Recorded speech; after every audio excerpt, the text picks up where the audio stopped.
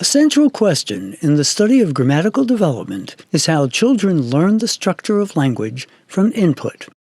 Consider for a moment the open-class lexical categories of noun, verb, and adjective. How do these categories form in the mind of the child?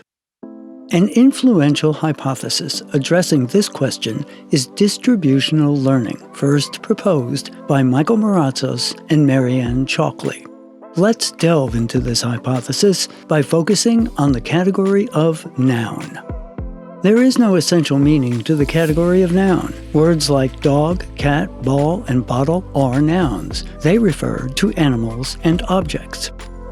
But non-object labels like top, bottom, party, and game are also nouns, and they do not refer to living beings or concrete objects.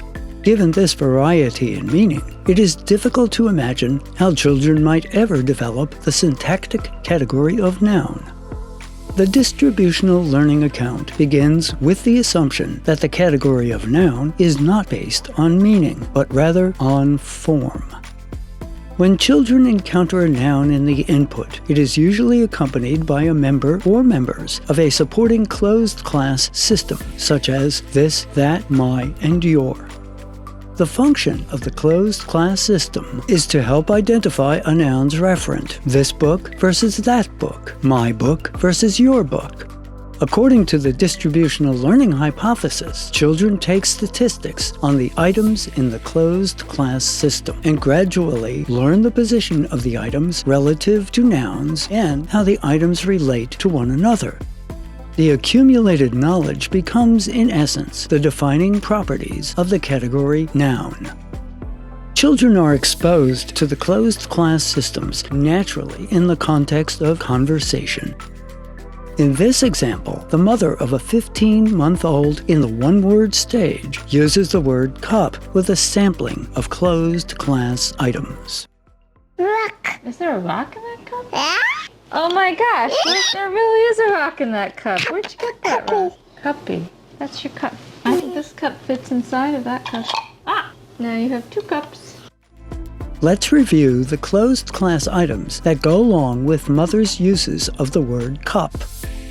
When she first introduces the word cup, she precedes it with that in the phrase that cup. Later, she precedes cup with your and this.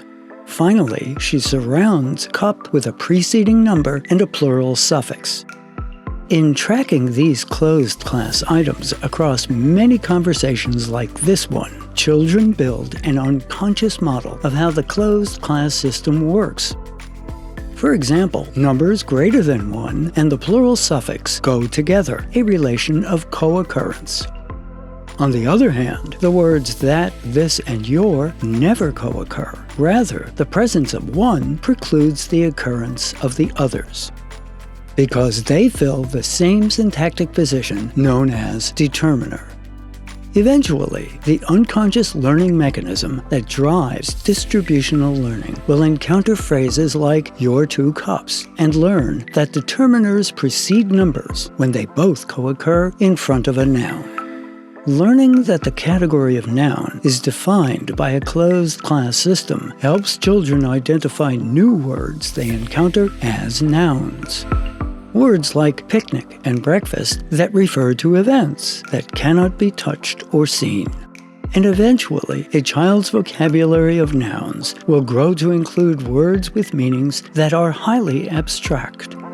The kinds of words associated with education and literacy, like climate and agriculture.